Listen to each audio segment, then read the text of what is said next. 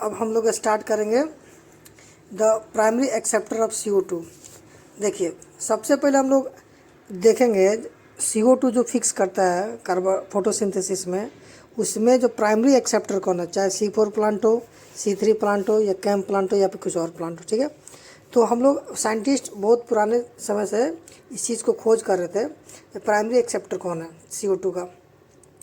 अब उन्होंने कुछ दिन के बाद, बहुत एफर्ट्स के बाद उन्होंने पता किया CO2 का प्राइमरी एक्सेप्टर जो PGA RUBP है, जो कि 5 कार्बन का है।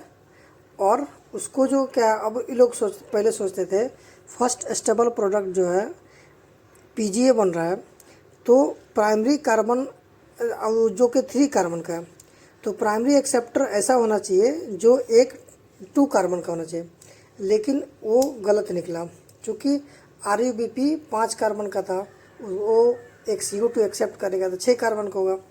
6 कार्बन होने के बाद वो टूट जाता। देखिए यहाँ पे, अब देखिए ये RUBP है, RUBP 5 कार्बन का है, उसके साथ एक CO2 बाइंड करता है रूबिस्को के हेल्प से, तो वो जो है 6 कार्बन का होता है।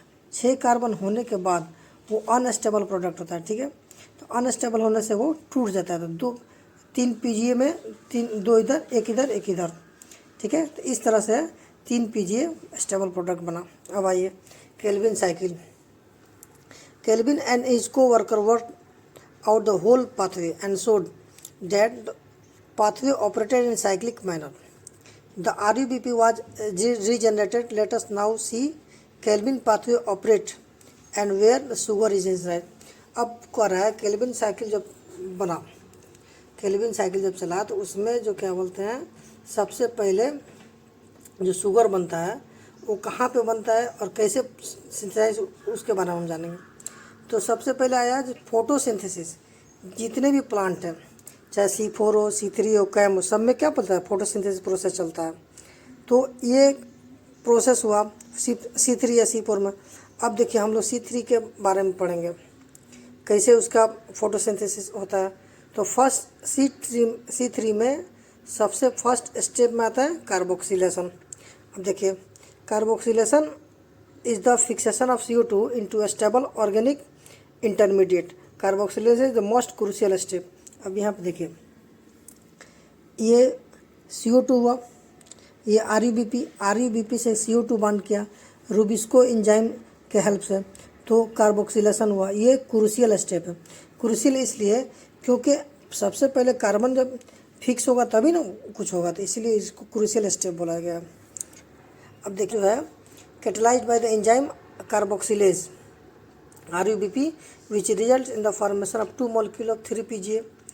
Since this enzyme also has an oxygenation activity, it would be more correct to call it RUBP। तो हुआ सबस्ट्रेट कार्बोक्सिलेज, और कार्बन फिक्स करता है तब ऑक्सीजन फिक्स करता है तो ऑक्सीजनेज, और रूबिस्को इसका टोटल नाम बोलेंगे। यहाँ पे देखिए दूसरा स्टेप हुआ इसका रिडक्शन। ठीक है, रिडक्शन में कहा there are series of reaction that lead to the formation of glucose. The step involve utilization of 2 molecule of ATP for phosphorylation and 2 NADPH for reduction. देखिए यहाँ पे ये जो है रिडक्शन होने के लिए ये जो स्टेप है, यहाँ ये तो 6 वाला हुआ। इसके बाद जो स्टेप है रिडक्शन का, तो ये 6 बन के उसके बाद 2 टुकड़ा में टूटता है। 3 PGA, इधर 3 PGA। ठीक है, तो अब 3 PGA से 1,3 BPG बनने के लिए उसको 1 ATP जरूरत पड़ता है। फिर इसको 3 PGA से 1 पे बनने के लिए 1 ATP जरूरत, तो 2 ATP इधर लगा। 1 ATP जो है रीजनरेशन, RUBP के रीजनरेशन में लगता है, तो 3 ATP हो गया। अब देखिए यहाँ पे for fixation of 1 molecule of CO2 1 turn calorie cycle चलता है, एक RUBP रिक्वायर्ड होता है और 3 ATP और 2 NADPH। देखिए इस जगह पे एक NADPH यूज हो रहा है, एक इस जगह पे NADPH यूज हो रहा है, तो इससे क्या हुआ, 2 NADPH हो गया और 3 ATP हो गया। अब आइए यहाँ पे रिडक्शन प्रोसेस। ठीक है, there are series of reaction that leads to the formation of glucose. The step involve utilization of 2 molecule of ATP for photophosphorylation and 2 NADPH for reduction per CO2 molecule. The fixation of 6 molecule of CO2 and 6 turn of cycle are required.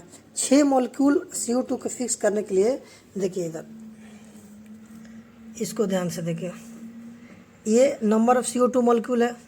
6 molecule को fix करने के लिए number of RUB required कितना है, 6। Number of turn off Calvin cycle कितना चाहिए, 6। Number of ATP कितना, देखिए एक CO2 को फिक्स करने के लिए 3 ATP, तो 6 CO2 को फिक्स करने के लिए 6 18। और नंबर ऑफ NADPH, एक CO2 फिक्स करने के लिए 2 NADPH, तो 6 के लिए 6 दूनी 12। क्लियर हुआ।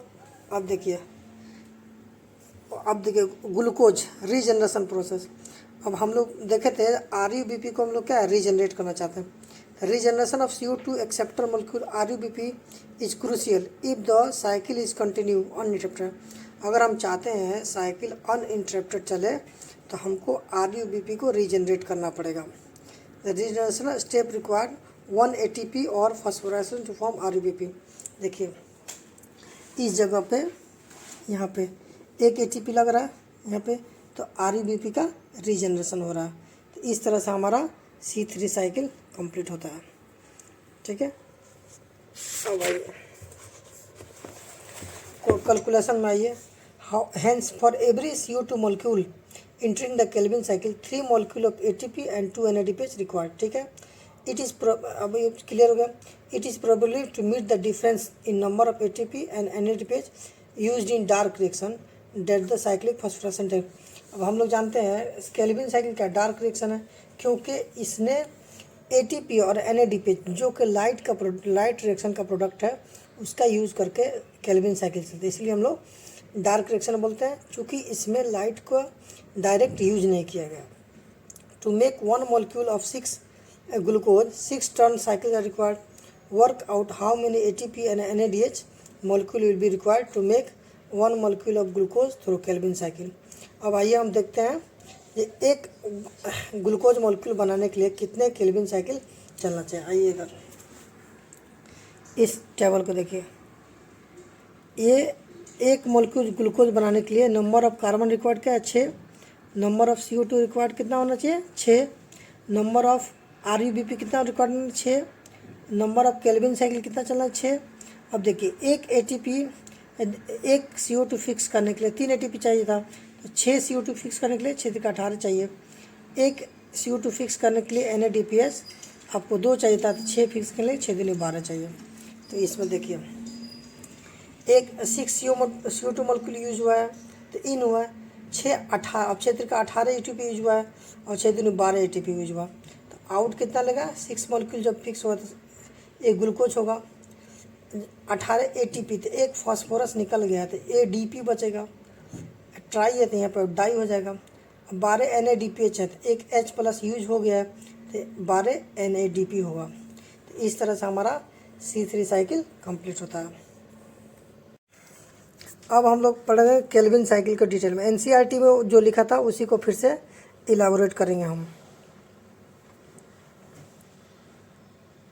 देखिए Calvin cycle first discovered by Melvin Calvin in algae using radioactive carbon 14 को यूज़ किया था। ठीक है। अब 3 स्टेप में हुआ था। एक कार्बन का फिक्सेशन होता है जिसको हम लोग कार्बोक्सिलेशन बोले थे, ये था क्या क्रूशियल स्टेप था नहीं। उसके बाद रिडक्शन, अगर हम चाहते हैं फिर से साइकिल चले तो उसको रीजनरेशन करेंगे। Calvin cycle occur in all plants.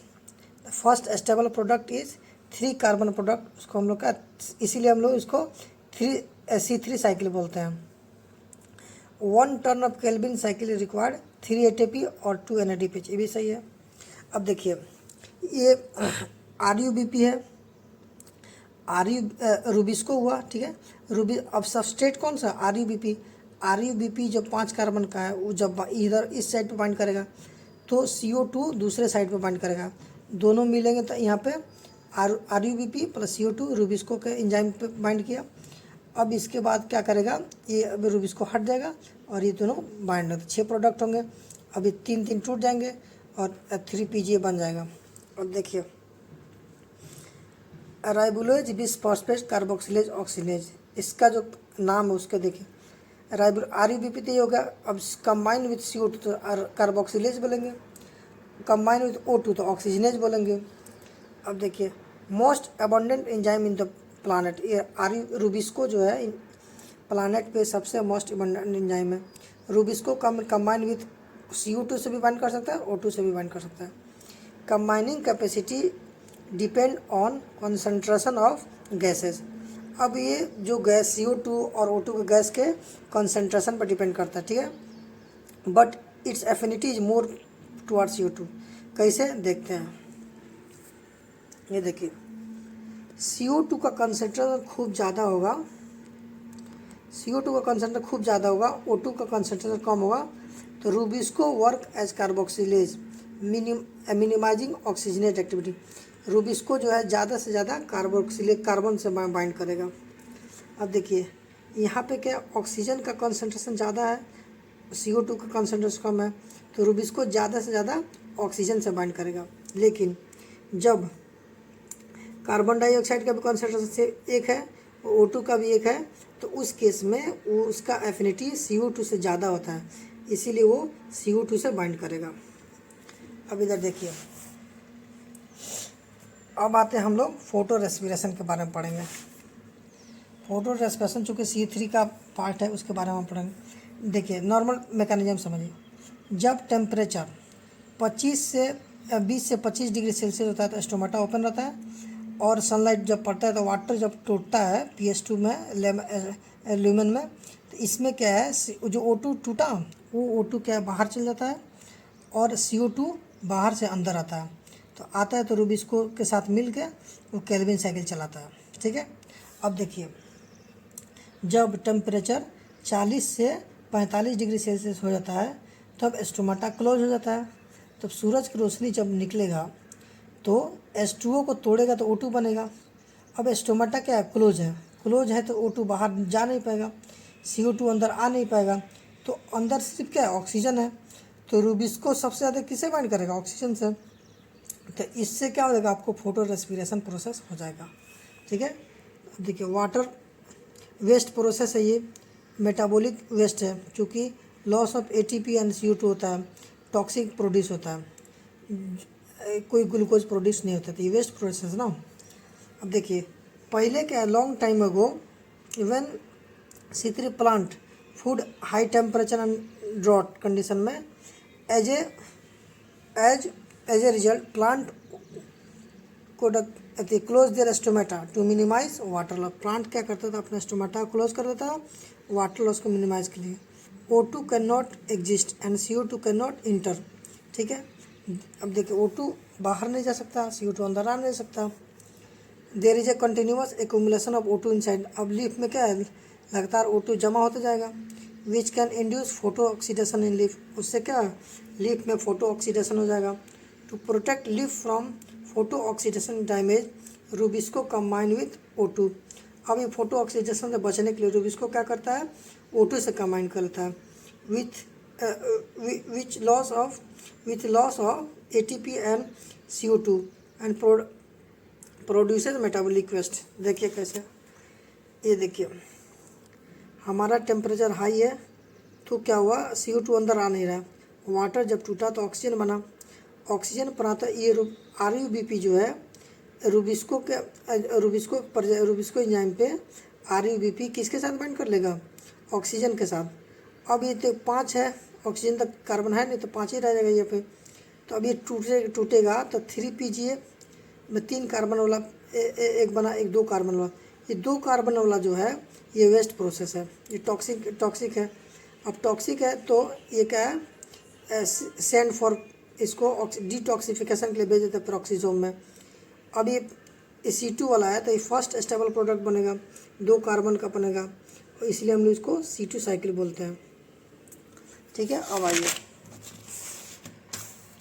इसमें क्लोरोप्लास्ट है, ठीक है। क्लोरोप्लास्ट में सबसे पहले ये प्रोसेस हो गया, ठीक है, आपको 2 कार्बन का कंपाउंड बन गया। ये 2 कार्बन का कंपाउंड जो है पेरोक्सीसोम में जाएगा, पेरोक्सीसोम में जाकर इसका डिटॉक्सिफिकेशन होगा, ठीक है। तो अब देखिए ये H2O2 है, ठीक है। अब ग्लाइको ऑक्सीलेट बनेगा, ग्लाइको ऑक्सीलेट में NH2 हम लोग जब जोड़ेंगे तो ग्लाइसिन बनेगा। ग्लाइसिन जो है फिर से आपको माइटोकॉन्ड्रिया में भेज दिया जाता है, और ये माइटोकॉन्ड्रिया में जाके ग्लाइसिन जो है ये आपको फिर से ग्लाइसिन मिल के 4 कार्बन का बनाएगा, ठीक है। वो 4 कार्बन में से एक CO2 बाहर निकल जाता है और फिर से ये आपको सेरीन बन के आपको फिर से पेरोक्सिसोम में आता है। पेरोक्सिसोम में आएगा तो आपको NH2 रिमूव हो जाएगा, फिर ग्लाइसरेट बन के आपको ये क्लोरोप्लास्ट में चल जाएगा, फिर आगे का PGA में कन्वर्ट हो जाएगा। तब देखिए इसमें कोई कार्बोहाइड्रेट बना नहीं, बावजूद उसके ATP का यूज करके CO2 निकाला गया और कोई प्रोसेस में कोई यूजफुल प्रोडक्ट नहीं मिला, इसीलिए हम लोग इसको वेस्टफुल प्रोडक्ट बोलते हैं। अब देखिए इसमें देखिए रिजल्ट में ये पहले को RuBP 5 कार्बन का O2 बाइंड किया तो 3 कार्बन का प्रोडक्ट PGA बना, एक 2 कार्बन का फॉस्फोग्लाइकोलेट बना, ठीक है। ऑर्गेनेल कौन कौन सा इन्वॉल्व थे इसमें, एक क्लोरोप्लास्ट था, एक माइटोकॉन्ड्रिया था, एक पेरोक्सिसोम था। ऑक्सीजन यूजिंग ऑर्गेनेल्स, कौन कौन सा ऑर्गेनल्स ऑक्सीजन यूज किए थे, तो इन क्लोरोप्लास्ट RuBP के साथ O2 बाइंड हुआ था, इन पेरोक्सिसोम में यूज हुआ था, ठीक है। देखिए यहाँ पे पेरोक्सिसोम में यूज हुआ ना यहाँ पे। अब आइए इसमें क्या हुआ कि रिजल्ट में no ATP produce and wastage of ATP without sugar produce. इसमें क्या हुआ, O2 यूज हुआ, प्रोड्यूस CO2, फोटो रेस्पिरेशन हुआ, टॉक्सिन प्रोड्यूस हुआ, फॉस्फोग्लाइकोलेट 2 कार्बन वाला। देखिए अब NCERT में हम लोग देख लेंगे ये कैसे फोटो रेस्पिरेशन का, ठीक है। Let us try to understand and more process that create an important difference between C3 and C4 plant. Photorespiration, to understand photorespiration we have to know little bit about the first step of Calvin cycle. The first CO2 fixation, this is the reaction where RuBP combined with CO2 to form 2 molecule of PGA. देखिए C3 cycle में 2 molecule of PGA बनता था, ठीक है। और उसमें first step में क्या RuBP CO2 से कंबाइन करता था और इसको प्रेजेंस में 3 PGA बनता था 2 मोलिक्यूल का। लेकिन अब देखिए ये देखिए RuBP है और ये आपको CO2 कंबाइन किया, ठीक है। लेकिन rubisco is the most abundant enzyme in the world, पता चुका है, characterised by the fact that active site can bind to both CO2 and O2। जिसका एक्टिव साइट है ना ये CO2 से भी बाइंड कर सकता है और O2 से भी बाइंड कर सकता है। Hence the name. Can you think how this could be possible. Rubisco has a much greater affinity for CO2 than the O2, बता चुके हैं। अब in nearly equal, imagine what would happen if there is not so this binding competitive. It is relative to concentration of O2 and CO2 that determine which of the two will combine to the enzyme. ये देखिए अभी हम लोग पढ़े relative concentration पर depend करता है कौन बाइंड कर। अगर CO2 का कंसंट्रेशन ज़्यादा है तो CO2 बाइंड करेगा, O2 का कंसंट्रेशन ज़्यादा है तो O2 बाइंड करेगा, दोनों बराबर है तो CO2 बाइंड करेगा। तो अब देखिए यहाँ पे in C3 plant some O2 does bind to Rubisco and hence CO2 fixation is decreased. अब जब O2 CO2 को जगह पर बाइंड करेगा तो CO2 का फिक्सेशन क्या है, घट जाएगा। Hence RuBP instead of being converted to 2 molecule of PGA bind to O2 to form 1 molecule of phosphoglycerate. जब ये O2 से बाइंड करेगा तो 1 molecule of phosphoglycerate बनेगा और एक 2 कार्बन का फॉस्फोग्लाइकोलेट बन जाएगा। In a pathway called photorespiration. In the photorespiratory pathway, there is neither synthesis of sugar nor synthesis of ATP. ना कोई शुगर बनता है ना कोई ATP, रेदर उसके बावजूद वो क्या करता है, रिलीज ऑफ CO2 करवाता है, utilization of ATP. In the photorespiratory pathway there is no synthesis of ATP और NADP, ना कोई ATP सिंथेसिस होता है और ना ही कोई NADP सिंथेसिस होता है। इन C4 प्लांट आप देखिए ये फोटो रेस्पिरेशन क्यों होता है ये अभी तक किसी को नहीं पता। इन C4 plant photo respiration does not occur, this is because they have a mechanism that increase the concentration of CO2 at the enzyme site. C4 plant में क्या है, एक मैकेनिज्म है जिससे देखिए ये वाला C4 प्लांट में मैकेनिज्म देखिए इसमें क्या है, मीजोफिल सेल है और बंडल सेल है। हमारा केल्विन साइकिल बंडल सेल में चलता है तो मीजोफिल सेल में वाटर जब स्प्लिट होता है तो बंडल शीथ में ऑक्सीजन नहीं जा पाता, क्योंकि मेजल से ना PS2 एंड PS1 है, तो PS2 में वाटर होता है, ग्रेनल होता है, और ये क्या बोलते हैं इसमें। अब जो भी यहाँ पे ऑक्सीजन टूटा, यहाँ पे वाटर टूटा, ऑक्सीजन बनाया, इसमें नहीं गया। लेकिन और दूसरा बात ये है, इसमें वाटर, इसमें PS2 प्रेजेंट नहीं होता है, PS2 प्रेजेंट नहीं होता, वाटर नहीं टूटता है। तो दो मैकेनिज्म हुआ, एक तो ऑक्सीजन इंटर नहीं किया, दूसरा इसमें कोई ऑक्सीजन बन नहीं रहा है, तो इसमें क्या है, सिर्फ CO2 होगा। ठीक है, इस वजह से भी वहाँ पे फोटो रेस्पिरेशन नहीं होता है। अब देखिए यहाँ पे, देखिए क्या मैकेनिज्म है लीफ का। देखिए बंडल शीथ में एक बिग सेल होता है, देखिए बिग सेल है, उसके बाद थिक होता है, ये सब थिक होता है उसका। तो इम्परमेबल फॉर गैसेज, कोई गैस एक्सचेंज देख रहे हैं, कोई इंटर नहीं कर रहा, कोई एग्जिट नहीं होता, गैस एक्सचेंज नहीं हो रहा। नो इंटरसेलुलर स्पेस, कोई इसमें इंटरसेलुलर स्पेस नहीं है। एक ग्रेनुलर क्लोरोप्लास्ट, क्लोरोप्लास्ट में कोई ग्रेना नहीं है, इसमें जो फिल्म में ग्रेना है। और इसमें जो है साइक्लिक फोटोफॉस्फोरिलेशन प्रेजेंट होता है, इसमें नॉन साइक्लिक फोटोफॉस्फोरिलेशन प्रेजेंट होता है। ये अब चूँकि इसमें ग्रेना है, इसमें नहीं है, इसी वजह से इसके क्लोरोप्लास्ट को क्या बोलते हैं, डाइमॉर्फिक बोलते हैं। तो यहाँ पर अब इसका क्या मैकेनिज्म है, broken down. This takes place in C4, यहाँ पर इन C4 प्लांट फोटो रेस्पिरेशन नहीं होता है। This is because they have mechanism that increase the concentration of CO2 at the enzyme site. This takes place when C4 acid from mesophyll is broken down and the bundle sheath cell to release CO2. This result in increasing the intracellular concentration. अब देखिए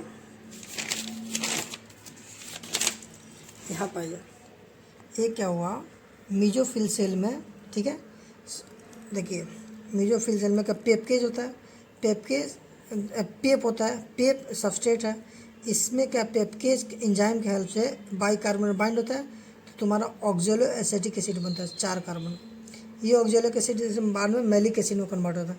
ये malic acid आपको bundle sheath में जाता है 4 carbon वाला, तो एक कार्बन जो है रूबिस को ट्रैप कर लेता है। ठीक, ये जब मैलिक एसिड टूटता है तो CO2 में टूटेगा और मैलिक एसिड बदल जाएगा आपको पायरुवेट में। ये पायरुवेट फिर से आपको इसमें आ जाएगा मेसोफिल सेल में। इस तरह से CO2 का लोडिंग बहुत ज़्यादा हो जाता है, इसीलिए हमेशा कार्बोक्सिलिक एक्टिविटी होता है, फोटो रेस्पिरेशन का कोई चांस नहीं होता है ये C4 प्लांट में।